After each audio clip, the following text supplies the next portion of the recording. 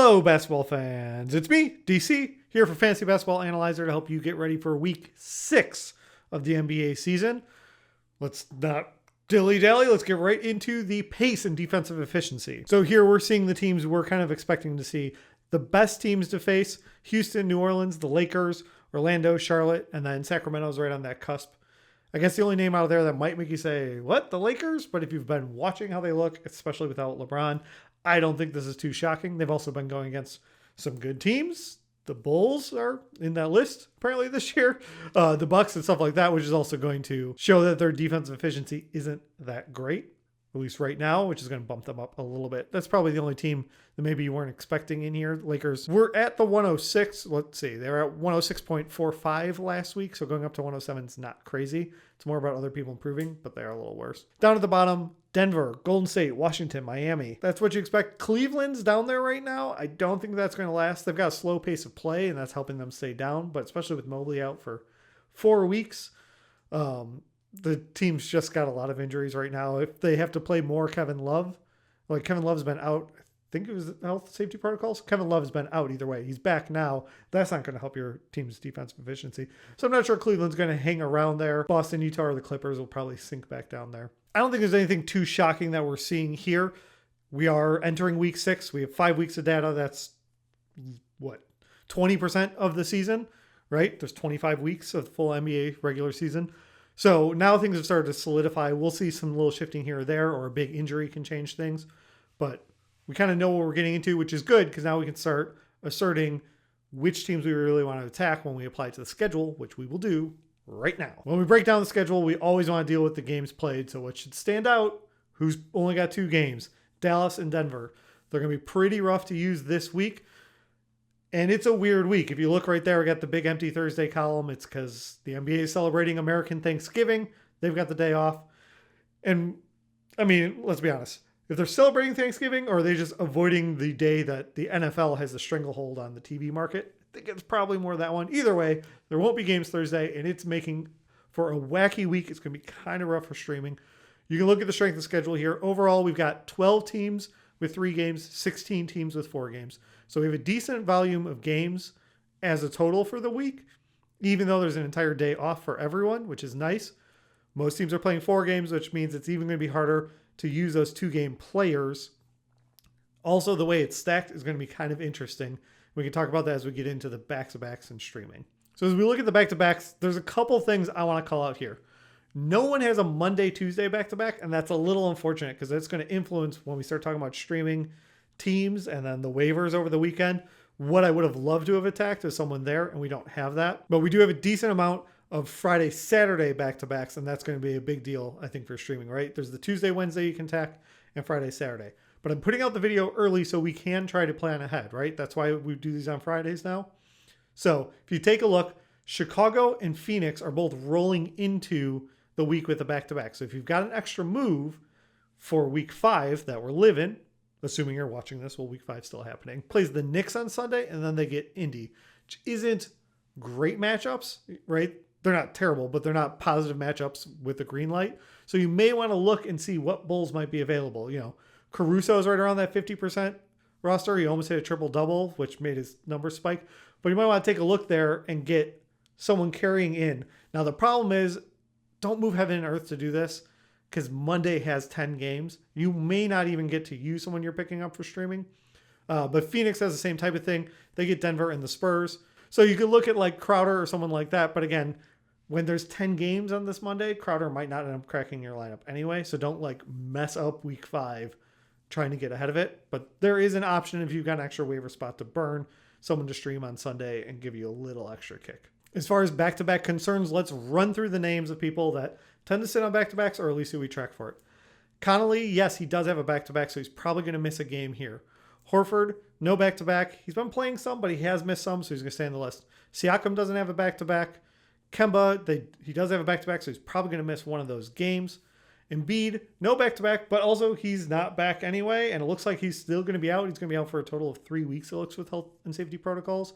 It's going to be like 9 games he misses, so I hope the Embiid Rust managers are hanging on there. You know, he's great when he's back. He also misses games for maintenance because that's what he is. Great player. A little bit harder in your fantasy team. If you got daily change league, you can do it. If not, it's a little bit rougher. Karis LeVert kind of has a back-to-back. So watch this Friday and Saturday, because right now as of recording, it's Friday, so I don't know what's going to happen. He's got a back-to-back here, so LeVert might miss one of those, and then that'll kind of tell us what's going to happen at the end of week 6 when they play Milwaukee. That's the start of a back-to-back that rolls into the next week, so just be aware of that. In fact, that may end up being something you do with your streaming. We'll talk about it in next week's video, but let's stay ahead of it. If you look right here, at the end of the week here, Indiana and the Clippers have a Sunday game, and that's the start of a back-to-back. So because this is a weird week, you may use all of your waiver moves really quick because there's not a great team to attack for streaming. So you might have to churn over a lot of guys if you're trying to get that edge. Or you might throw your hands up in the air and say, F it, I'm just going to play my guys this week, and I'm going to have an extra move for next week. If you end up going that route, Indiana and the Clippers have that extra little move where you might get an extra game into week 7 for you. Of course, we're only talking about week 5, so let's not think too far ahead. Try and play, 7D chess and screw ourselves up because we've added too many dimensions to this. Let's go ahead and talk about the streaming by bringing up the streaming schedule. Okay, I've already touched on it, but let's put it on here for a record. The game counts for this week. Monday's got 10, Tuesday's 4, good streaming day. Wednesday's 13, Thursday's 0, 12 Friday, 8 Saturday, 5 Sunday. Now, 8 is right on that cusp, right? Normally, I don't count them as a quality game. So I actually use 2 different colors of yellow. If you're looking at the chart, whether on the screen now or you clicked the link and went through there, the link's down below if you need it. So Tuesday and Sunday are really the days where anyone you pick up, you can probably get in there, right? So those are going to be our big days that we want to focus on if you're trying to do the streaming. And not a ton of teams have both. So the teams, if you're going to try and go after them, Detroit gets both, and the Lakers get both, and they both have 4 games. Cool. Neither of those teams are rich with players for free agency. Detroit might have some guys, but the Lakers are really thin right now. Talon Horton-Tucker should already be picked up in all leagues. We talked about him last week, as I was saying. It's a little early. He made the list, but I wasn't sure if I was calling it too soon. Since then, he's playing well. He should be rostered everywhere. He's probably not going to be out there. If he is, go grab him now. He'll help you with streaming, but also he's valuable. And then I already said it. No one has a Monday, Tuesday back-to-back. So, you kind of want to divide your week into make some moves for Tuesday game, and then right away Wednesday, go ahead and start looking at where you're attacking for either Saturday or Sunday. That's my advice. If you're trying to stream and get the most out of it, you want to think ahead to attack someone who plays Tuesday, and then go ahead and think about who's there on Saturday or Sunday. So what do we do when it's not a great streaming week? I could just record this video, give you the info, and get out of here. But I value your time. I appreciate your watches and likes and comments and all the engagement, not just for the algorithm stuff, like actual engagement. I enjoy interacting with you guys. So I tried to go a step further. If I'm talking about dividing the week up, right?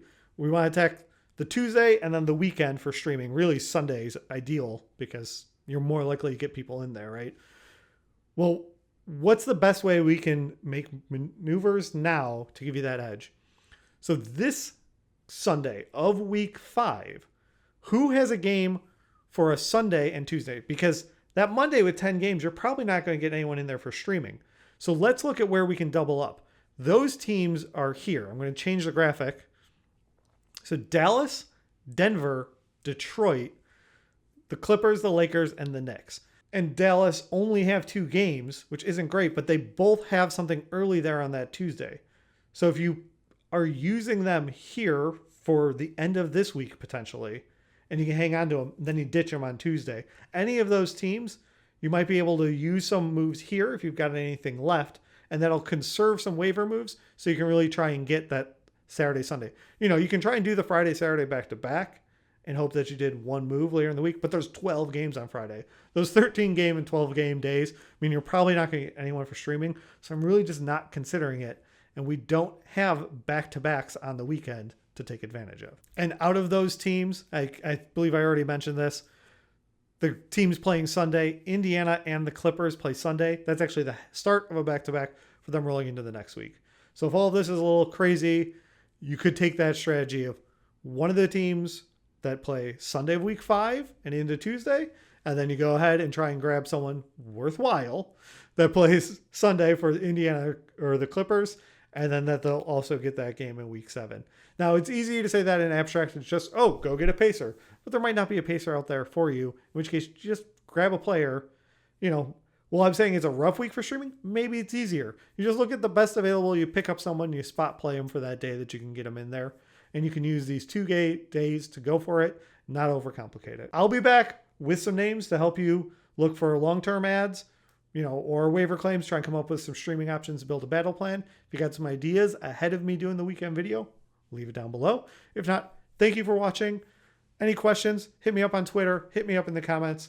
Thank you for watching, and good luck in finishing week 5 and into week 6. Go out there and win your week. Thank you so much for watching. If you've made it this far, please hit the like button and leave a comment down below. It helps me grow the channel. If you want more videos like this, hit subscribe or even the little bell will give you alerts, and I'll be back soon with another video for you.